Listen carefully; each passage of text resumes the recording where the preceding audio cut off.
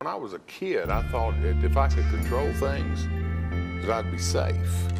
But then when the addiction came, I wouldn't admit it, that I had lost control. Of course, if we didn't lose control, we wouldn't be addicted. So I was just pretty much a social drinker, and it was accepted in the circles that I ran in. So I pretty much had control, I thought. I was trying to control then that thing that I thought defined who I was, but in actuality it was controlling me. Amazing grace, how sweet the sound.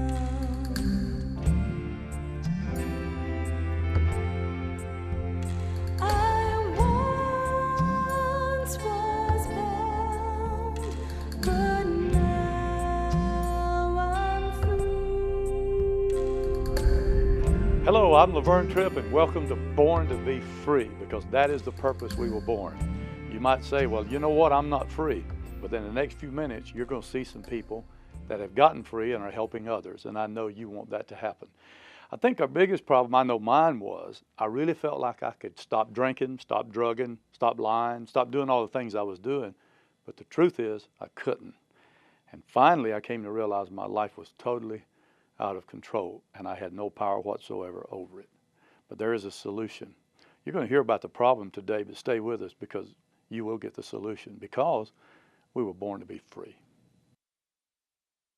Let's get going on the first issue that we'll be dealing with, control. In dealing with control, one of the issues of control is denial. Denial not only that you're in trouble, but that other people know you're in trouble. Looking at control issues, talk to me a little bit about control. Mark? I've been given by God many talents, and I think that enabled me to lead a life where I presented the illusion of having control. And frequently I would say, I can handle this. I believe that stood to be my epitaph. But in fact, as more and more things got out of control, I tried fiercely to get control over whatever I could. And one of the things that I did is I controlled other people. And I tried to control my family, my kids, making life with me very, very difficult. And as you correctly point out, I think that many others knew that I had a problem and was heading down a bad course long before I had knowledge of that. I just couldn't admit that I was lying to myself. Of course, I'm a recovering gambling addict. I used to try external means of control. I go lock my credit cards in the trunk of the car and take in like $300 or $400 to gamble with. Swear I would not go back. Of course, I did. I would go back, and finally I would just take all my credit cards and take them on in. But when I was a kid, I thought if I could control things, that I'd be safe. But then when the addiction came, I wouldn't admit it, that I had lost control. Of course, if we didn't lose control, we wouldn't be addicted. My drug of choice was alcohol and crack cocaine and marijuana, and I knew I had a problem, so what I would do sometimes is give my money to friends and relatives and ask them to hold it for me so I wouldn't spend it all. Then I'd come back to them later on after, the high would kick in or the drugs would kick in and ask them for the money back. And they say, well, you told us not to give this to you. And then I would use anger and I would use scare tactics to get the money back. And I would say, listen, that's my money. You give it back to me, or me and you going at it. And I would just manipulate and use anger and stuff to intimidate them. And that was a form of control I did, just lying to myself. I developed very early in life the belief that life was threatening, people were dangerous, and so if I didn't control the environment, something terrible would happen to me. And so I would also try to control the people around me, control the situation, plan everything, have everything pretty much under my thumb in every area of life. And of course, you try that, you can't really succeed, not fully. We're not that much in control. And so to escape the terror of a life that would at times seem out of control, I found a good deal of control in sexual fantasy. the sort of dark magic of pornography, anonymous sexual encounters. These were areas where you could manipulate the environment perfectly. In a sexual fantasy, you know, you're the producer, the director, the leading man, you're in complete charge of the environment. So for me, I think my sexually addictive behavior was a way of warding off my terror of the real world, which I could never quite control to my satisfaction, and so I could retreat into the shadowlands where I was completely in control.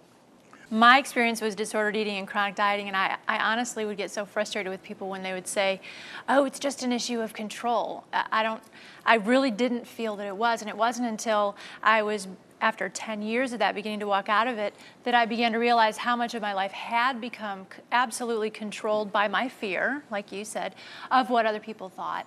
And so the more I could see that, there was this truth one day that God just put in my mind that said that which defines you controls you. And for me, it was the way that I looked, I felt defined who I was. And so I was trying to control then that thing that I thought defined who I was, but in actuality it was controlling me. And so now with that paradigm shift in my thinking, it helps me look at those kinds of issues a lot more healthily.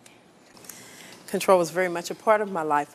I was very manipulative, and I used control in my relationships with my family members to kind of keep them off guard, to keep them from approaching me from any, and they did not like confrontation, so of course I used that through anger.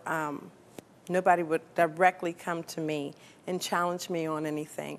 And I also tried to manage my life. I was a functioning addict for such a long time that I figured if I paid the bills and you can't say anything because I don't have money for food, or I don't have money for clothing or anything extra because I'm at least doing this portion, you know. And so that was, I tried to control those around me by things like that. And I also, even in my addiction, I can remember when I hit bottom, I would pray and thank God that I was broke, that I had no money, because that was the only way that I wouldn't use. I can remember growing up with a very a comical story of how when I was 3 years old, my mom was given permission by my doctor to give me half a bottle of beer a day. It'll relax her, it'll help her go to sleep. And I grew up with that seed planted, knowing that I had developed a taste for beer at a very early age. Well, I got into the habit of stealing them. I knew where the alcohol was kept in the home. My family didn't touch it until the weekends, so they didn't know that I was sneaking beer. A lot of anger and just a lot of emotions. Of course, we're talking about when I was a preteen, so, you know, hormones are raging, and there's a lot of things that I didn't want to deal with. I didn't think it was fair that I had to, and it numbed that for me. The prescription drugs helped, and the over-the-counter drugs, they helped. Of course, I didn't understand that the mood swings, the up and downs were coming from that at that time. As I progressed, once I felt like I needed an outlet, and I did allow myself to start hanging out with my friends,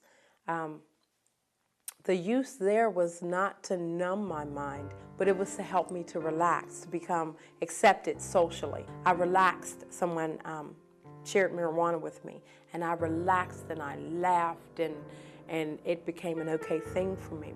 Not until I was 18 did I try cocaine. Well, that was a whole other level.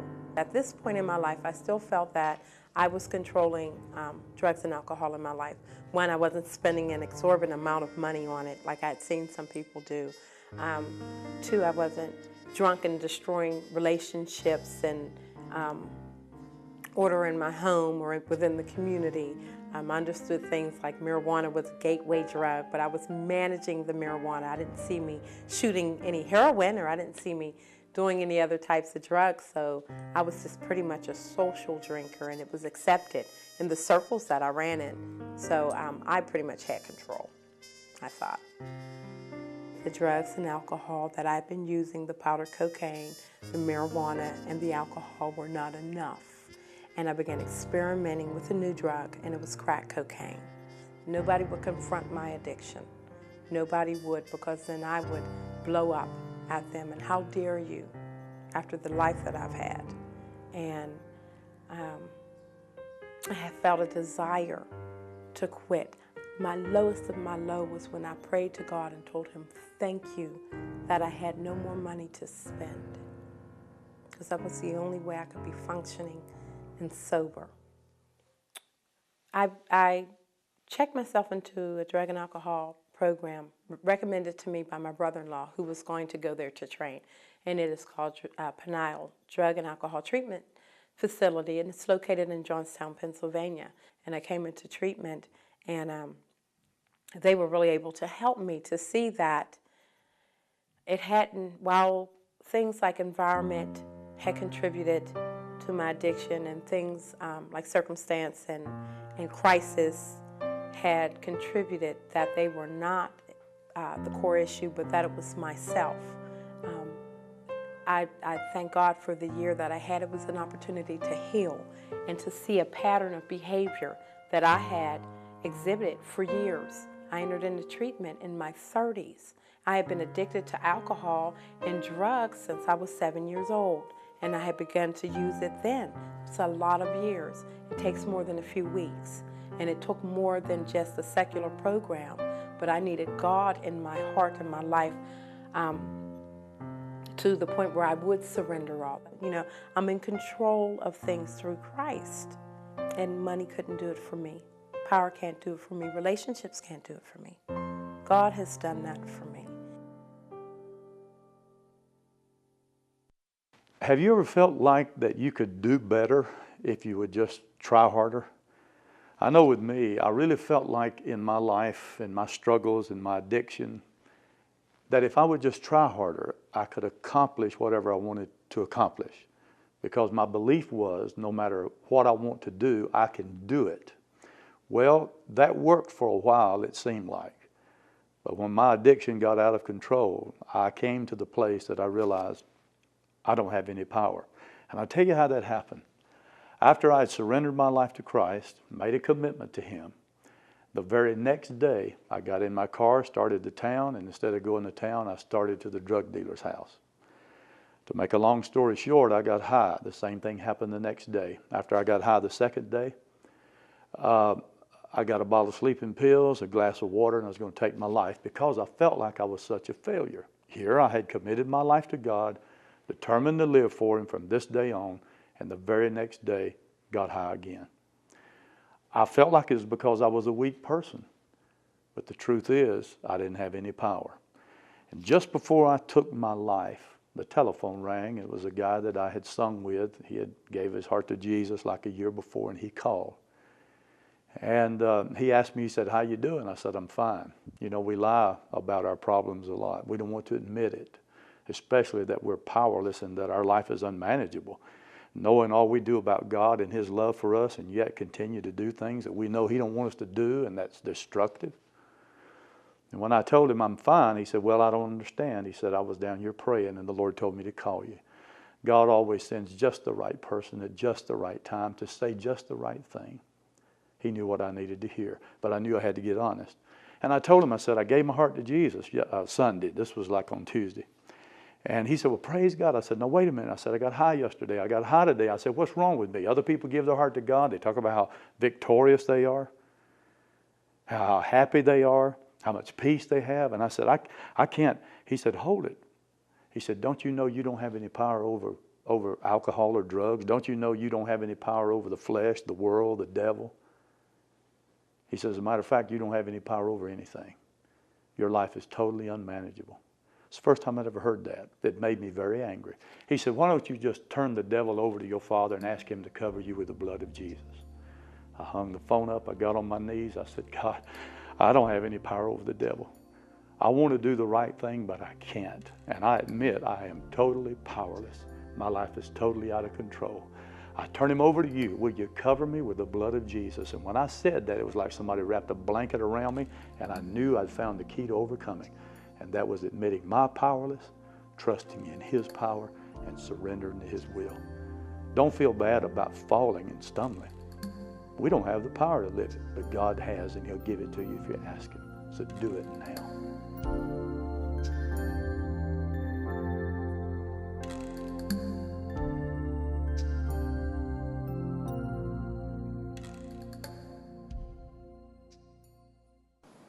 Now, I was a minister, and still am, by the way. And my addiction was to religion. And people say, oh, how great. Well, I thought so until the Lord one day just kind of nailed me and said, no, you're going about this all wrong. Control was an issue. You know, ministers are supposed to be in control. In treatment, they have what they call stinking thinking. Your best thinking got you broke. Your best thinking got you on drugs. What was your best thinking? Well, I told myself basically that everything on the surface looked good. Because I kept anyone from confronting me on those issues, then I told myself that I was functioning okay. If I was doing half of what needed to be done in the home, then nobody could complain about me spending a little bit of money on myself, that I had earned it, that I deserved it.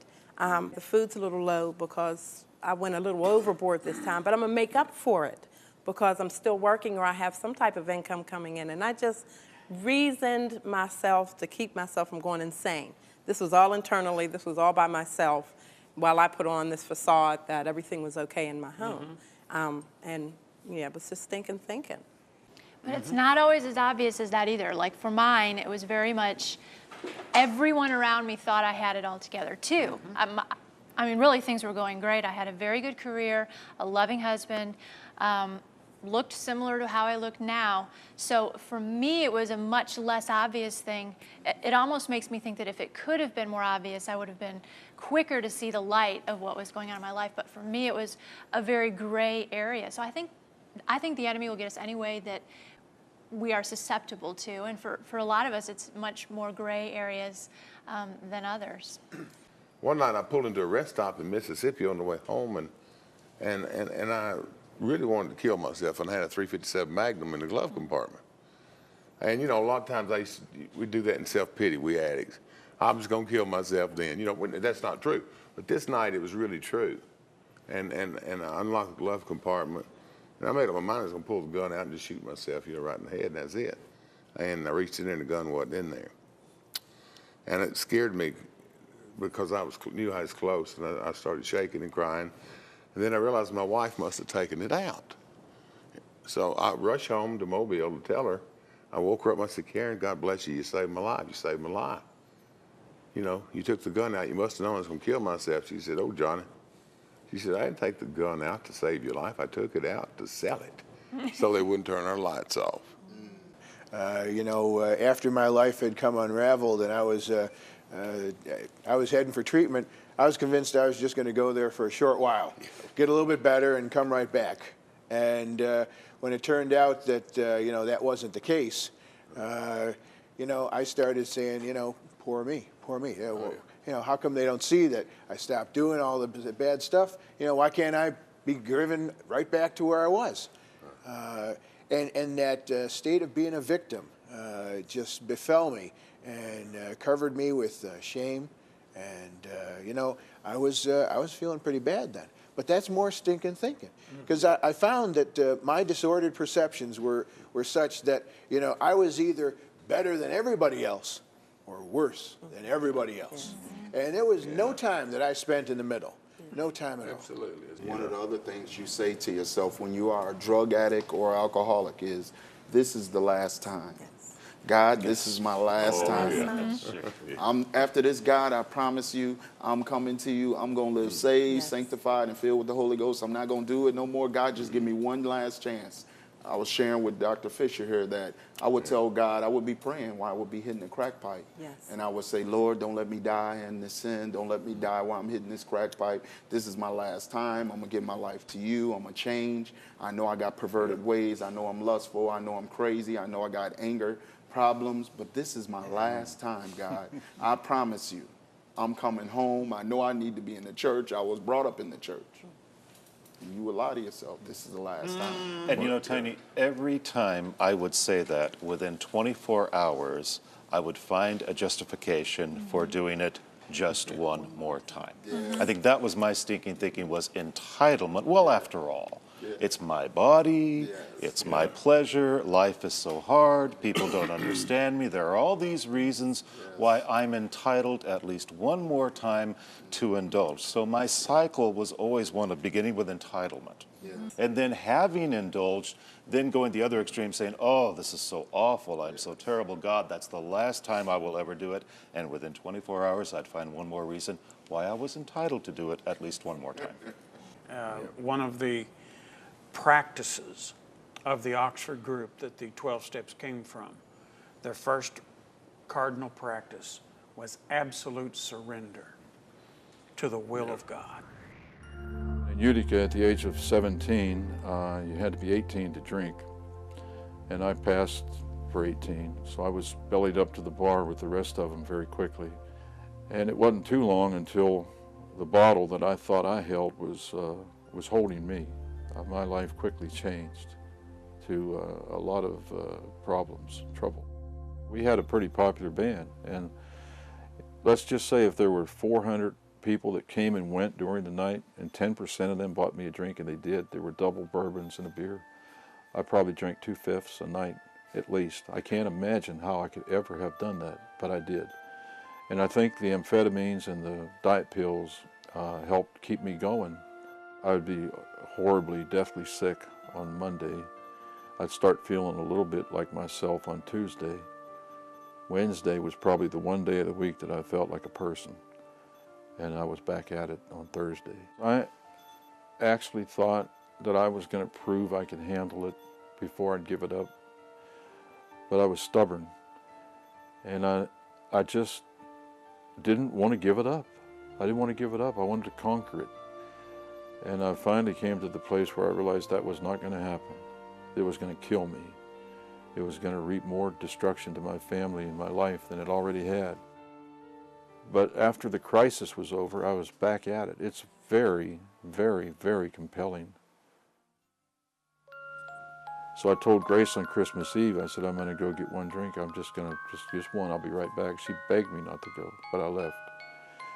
And to make a long story short, that one drink diluted the judgment my diluted judgment was diluted more to have another one, then another, and another. And I came back home a drunken, staggering mess. And when she left me in the door, she just looked at me, and I went straight to the gun cabinet and got a .38. I cocked the gun, pointed it to my heart, and Grace begged me to give her that gun. And I said, no, I'm not going to do it.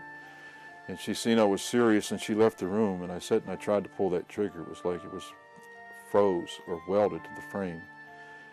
And in the silence, as I sat there in that bed between death and hell, she came back in the room and she said, Jack, give me the gun. And I tried to fumble with it and uncock it, and it went off. And it went through my side and out my back.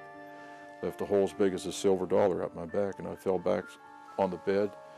And I sat up, stood up, blood running everywhere, down all over my shoes and the rug. And I walked into the living room, to the presence of my children, who had just finished putting the Christmas tree up. And my son said, I know the phone number, Daddy. I'll call the ambulance. And he called, and here came the red lights and the white coats and the gurney and the whole bunch, and took their drunken, stumbling, suicidal father out the door to the hospital. So I made my mind up that I would stay sober for at least a week. So when I went back to church, that it wouldn't be the result of some guilt feeling or some hangover or something, that I'd know exactly what I was doing. And that's what I did. On October 21st, 1977, when the preacher said, if you want to know what God's will for your life is, report for duty. I reported for duty. I stumbled over some feet getting out that aisle and going up to the altar, but I poured myself at the feet of Jesus, and he poured his life into me. And he's changed me. He gave me what I was after, and that's freedom. I haven't had a drink since then. It's been 25 years. It'll be 25 years on the 21st of August. But life still has challenges and problems, but they're the right kind. Well, for the past few minutes, we have been listening to some people that know what it is to hurt.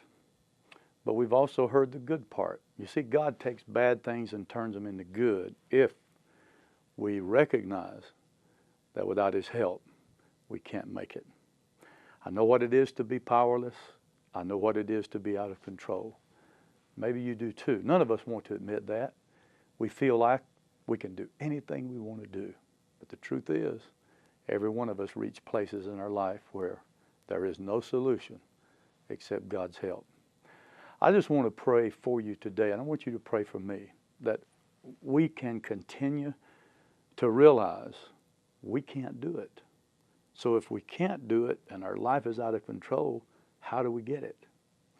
That's why it's important you stay tuned to all the episodes of Born to Be Free, because the first step is so important, because if we don't realize that we are totally powerless and our life is unmanageable, we're not going to be able to enjoy a life of happy, joyous, and free living.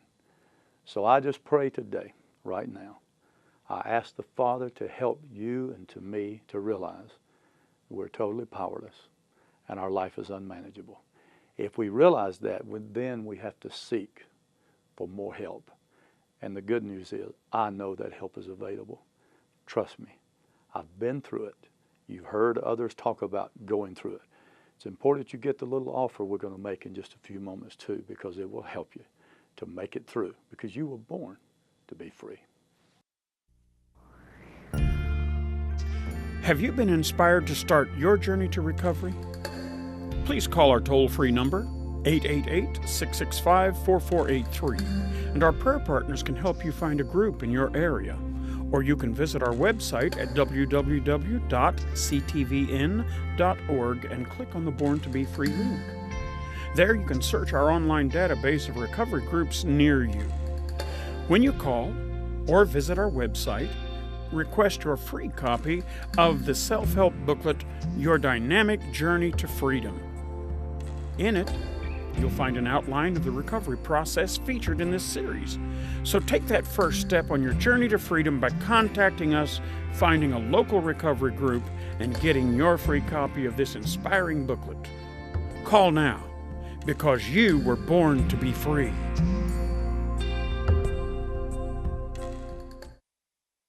I had 5 or 6 auto accidents where cars were totaled, divorced twice, broken relationships, angry kids, lost businesses, bankruptcy. All of those issues of life were marker points what God was saying, pay attention. I've been stabbed, I've been shot at, big target, I was missed, close range. God would get me out of situations, you know, and I just knew He was real. God became intimate to me. We have an intimate relationship today. Amazing grace, how sweet the sound.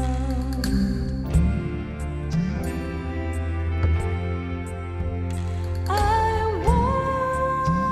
once was bound, but now I'm free. There were times I was petrified, but I was stubborn. And I just didn't want to give it up. I didn't want to give it up. I wanted to conquer it. And I finally came to the place where I realized that was not going to happen. It was going to kill me. It was going to reap more destruction to my family and my life than it already had. And I'm convinced it was the prayers